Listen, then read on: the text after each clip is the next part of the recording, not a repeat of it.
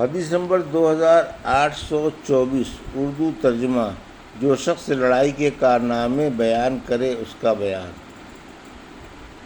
اس باب میں ابو عثمان نے سعد بن ابی وقاص سے روایت کیا ہے، ہم سے قنیبہ بن سعید نے بیان کیا، انہوں نے کہا ہم سے حاتم نے بیان کیا، محمد بن یوسف سے، ان سے صائب بن یزید رضی اللہ عنہ نے بیان کیا کہ میں طلحہ بن عبید اللہ، سعد بن ابی وقاص، مقداد بن اسود اور عبد الرحمن بن عوف رضی اللہ عنہ کی صحبت میں بیٹھا ہوں، لیکن میں نے کسی کو رسول اللہ صلی اللہ علیہ وسلم کی حدیث بیان کرتے نہیں سنا، البتہ طلحہ رضی اللہ عنہ سے سنا کہ وہ احد کی جنگ کے متعلق بیان کیا کرتے تھے۔ حدیث نمبر 2825 اردو ترجمہ۔ جہاد کے لیے نکل کھڑا ہونا واجب ہے اور جہاد کی نیت رکھنے کا واجب ہونا، اور سورہ توبہ میں اللہ تعالیٰ کا ارشاد ہے کہ نکل پڑو، ہلکے ہو یا بھاری، اور اپنے مال سے اور اپنی جان سے اللہ کی راہ میں جہاد کرو، یہ بہتر ہے تمہارے حق میں اگر تم جانو۔ اگر کچھ مال آسانی سے مل جانے والا ہوتا اور سفر بھی معمولی ہوتا تو یہ لوگ منافقین اے پیغمبر ضرور آپ صلی اللہ علیہ وسلم کے ساتھ ہو لیتے، لیکن ان کو تو تبوک کا سفر ہی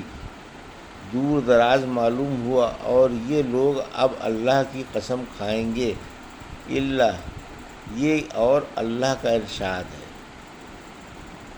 اے ایمان والو تمہیں کیا ہو گیا ہے کہ جب تم سے کہا جاتا ہے کہ نکلو اللہ کی راہ میں جہاد کے لیے تو تم زمین پر ڈھیر ہو جاتے ہو؟ کیا تم دنیا کی زندگی پر آخرت کے مقابلے میں راضی ہو گئے ہو؟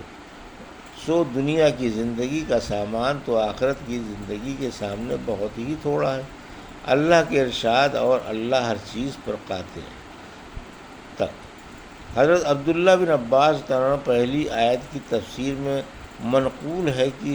جدا جدا ٹکڑیاں بنا کر جہاد کے لیے نکلو۔ کہا جاتا ہے کہ سبات جمع کا مفرد سبا ہے۔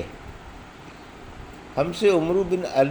علی فلاس نے بیان کیا، ہم سے یحییٰ قطان نے بیان کیا، کہا ہم سے سفیان ثوری نے بیان کیا، کہا کہ مجھ سے منصور نے بیان کیا، مجاہد سے، انہوں نے طاؤس سے، اور انہوں نے ابن عباس رضی اللہ عنہ سے کہ نبی کریم صلی اللہ علیہ وسلم نے فتح مکے کے دن فرمایا تھا کہ مکہ فتح ہونے کے بعد اب مکے سے مدینے کے لیے ہجرت باقی نہیں ہے، لیکن خلوص نیت کے ساتھ جہاد اب بھی باقی ہے، اس لیے جب تمہیں جہاد کے لیے بلایا جائے تو نکل کھڑے ہو۔